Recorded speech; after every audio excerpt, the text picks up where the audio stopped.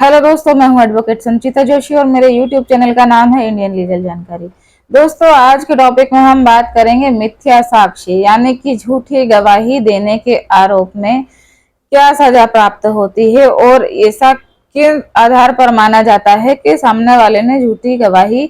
दी है। तो दोस्तों, सबसे तो पहले हम बात करते हैं कि झूठी गवाही देने के आरोप में सजा का प्रावधान क्या है। तो दोस्तों, बीएनएस की धारा 229 के तहत यदि कोई व्यक्ति किसी अन्य व्यक्ति के खिलाफ झूठी गवाही देता है और बाद में यह पाया जाता है कि सामने वाले व्यक्ति ने गवाही पूर्णतः झूठी दी थी, जानबूझकर, सोच समझकर सामने वाले को क्षति पहुंचाने के इरादे से दी थी, तो ऐसे मामले में उस पर बीएनएस की धारा 229 के तहत मामला दर्ज किया जाएगा और उसको 7 वर्ष तक की सजा और 10,000 रुपए तक का जुर्माना दोनों से दंडित किया जा सकता है। इसके अलावा यदि किसी व्यक्ति ने ऐसी गवाही दी है जिससे कि किसी अन्य व्यक्ति को ऐसा दंडादेश मिल जाता है जो कि मृत्युदंड है या फिर आजीवन कारावास है, यानी जानबूझकर ऐसी गवाही देना किसी व्यक्ति को कि किसी व्यक्ति के खिलाफ के उसको ऐसी गवाही देने के बाद मृत्युदंड का आदेश मिल जाए या फिर आजीवन कारावास का आदेश मिल जाए, तो ऐसी गवाही जानबूझकर झूठी देने के आरोप में बीएनएस की धारा 230 के तहत उस व्यक्ति को भी वही सजा प्राप्त होगी जिस व्यक्ति के झूठी गवाही देने से सामने वाले व्यक्ति को जो सजा प्राप्त हुई है, यानी कि अगर उसकी गवाही देने से सामने वाले व्यक्ति की मृत्युदंड की सजा दी गई है और उसको ऐसा आदेश के तहत मृत्युदंड दे दिया गया है और बाद में यह प्रमाणित होता है कि फला व्यक्ति की गवाही से उसको मृत्युदंड का आदेश मिला था जो गवाही पूरी तरीके से गलत थी, तो उस व्यक्ति को भी मृत्युदंड का आदेश दिया जा सकता है या फिर उसको कारावास की सजा दी जा सकती है जो कि आजीवन कारावास होगा। तो दोस्तों, ऐसी गवाही आप बिल्कुल भी ना दें जिससे किसी अन्य व्यक्ति के जीवन खराब होते हों या उसको कोई ऐसी क्षति पहुंचती हो जो बहुत ही गंभीर प्रकृति की हो। दोस्तों, अब आइए समझते हैं कि हम किन आधारों पर यह तय किया जा सकेगा कि आपने झूठी गवाही दी है यानी कि झूठा साक्ष्य दिया है। तो दोस्तों, सबसे पहले तो हम समझते हैं कि मिथ्या साक्ष्य क्या है। तो दोस्तों, मिथ्या साक्ष्य किसी व्यक्ति के खिलाफ झूठी गवाही देना, इसके साथ साथ स्वयं के बारे में भी यदि हम कहीं गलत साक्ष्य देते हैं, यानी कि मान लीजिए आप पर कोई आरोप दर्ज है और आपको पुलिस ने गिरफ्तार कर लिया है, आपकी एफआईआर हुई है। अब जब आप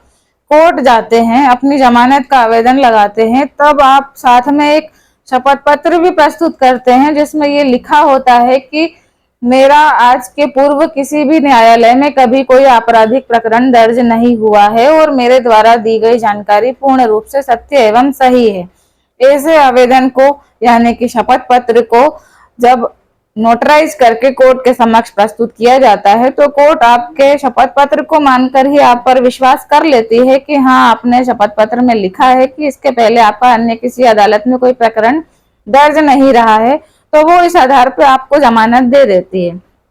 ठीक है, लेकिन जब कोर्ट पूरा प्रक्रिया के दौरान चलता है, उसमें अन्य दस्तावेज सामने वाला पक्षकार लाता है और जब पता चलता है कि आप पहले से और भी मामलों में अपराधी रहे हैं और आपने झूठा शपथ पत्र प्रस्तुत किया है कोर्ट में कि इसके पहले आपका कोई अन्य अपराध दर्ज नहीं रहा है, तो यहाँ जो आपने शपथ पत्र यानी कि लिखित माध्यम से गवाही दी थी यानी कि साक्ष्य दिया था, ये आपका मिथ्या साक्ष्य कहलाएगा और इस आधार पर जो आप पर प्रकरण चल रहा है वो तो अलग है, उसकी सजा अलग मिलेगी, लेकिन एक प्रकरण ये भी दर्ज हो जाएगा जिसमें 7 वर्ष तक की सजा आपको मिल सकती है। इसके अलावा यदि मामला किसी और का भी है, किसी और के मामले में आपने गवाही दी है जाकर और उस गवाही में आपने जानबूझकर इंटेंशनली सामने वाले के साथ मिलकर दूसरे पक्षकार के खिलाफ में ऐसी गवाही दी है जिससे या तो उसको का आदेश मिल जाता है या फिर उसकी कोई संपत्ति का नुकसान हो जाता है या उसके कोई रुपयों का नुकसान हो जाता है आपकी ऐसी झूठी गवाही देने से, तो जब बाद में यह प्रमाणित किया गया अगर कि आपकी गवाही पूरी तरीके से झूठ थी, मिथ्या थी, तो आपको 7 वर्ष तक की सजा यहाँ पे दी जाएगी। इसके अलावा यदि आप किसी शासकीय विभाग में कहीं भी ऐसा कोई शपथ पत्र लगाते हैं, यानी कि मान लीजिए आपने किसी शासकीय नौकरी प्राप्त करने के लिए कोई आवेदन प्रस्तुत किया है, जिसमें आपने अपने बारे में जो भी दस्तावेज दिए हैं, यानी आपका आय प्रमाण पत्र या फिर आपका एड्रेस प्रूफ या फिर आपका आधार कार्ड या फिर आपने वोटर आईडी, कोई भी चीज या आपकी एजुकेशन के दस्तावेज, इनमें से कुछ भी आपने ऐसा गलत प्रमाणित करने के लिए आपने कुछ दस्तावेज गलत दे दिए हैं, तो अगर इसके आधार पर आपको नौकरी मिल भी जाती है और बाद में यह प्रमाणित होता है कि आपका एक भी दस्तावेज गलत था या आपको जो भी आपने जानकारी दी थी उसमें से कोई भी जानकारी असत्य पाई गई बाद में, तो उसके लिए आपको मिथ्या प्रमाण लगाने यानी कि मिथ्या साक्ष्य देने के आरोप में 7 साल तक की सजा दी जा सकती है। इसके अलावा कहीं भी विभाग में आप यदि किसी व्यक्ति की कोई शिकायत दर्ज करते हैं, तो शिकायत दर्ज करने के साथ साथ आपको अगर साथ में अपना प्रमाण भी देना होता है कि मेरे द्वारा इस व्यक्ति के खिलाफ जो दस्तावेज शिकायत के रूप में दिए जा रहे हैं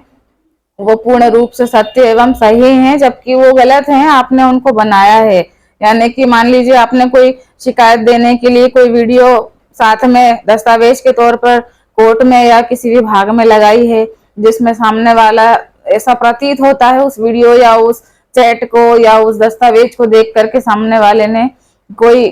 गंभीर अपराध किया है दस्तावेजों के साथ में, और बाद में यह पाया जाता है कि जो आपने दस्तावेज प्रस्तुत किए थे, जिनको आपने प्रमाणित किया था कि मेरे द्वारा दिए गए यह प्रमाण के रूप में जो दस्तावेज या जो वीडियो हैं या जो ऑडियो हैं या फिर जो भी दस्तावेज आप दे रहे हैं, कुल मिलाकर सारे दस्तावेज जिनमें आपने शपथ पत्र साथ में लगाया है कि यह सारे दस्तावेज मेरी जानकारी से पूर्ण रूप से सत्य एवं सही हैं, और वो अगर बाद में अब चलकर गलत पाए जाते हैं तो ऐसे मामले में भी आप पर यह आरोप दर्ज होगा कि आपने मिथ्या साक्ष्य दिया है, और ऐसे मामले में आपको 7 साल तक के लिए सजा और 10,000 रुपए तक के लिए जुर्माना दिया जा सकता है। दोस्तों, आशा करती हूँ आपको मेरे द्वारा दी हुई जानकारी अच्छी लगी होगी, उपयोगी लगी होगी। ऐसी और ही जानकारी प्राप्त करने के लिए सब्सक्राइब कीजिए मेरा यूट्यूब चैनल इंडियन लीगल जानकारी।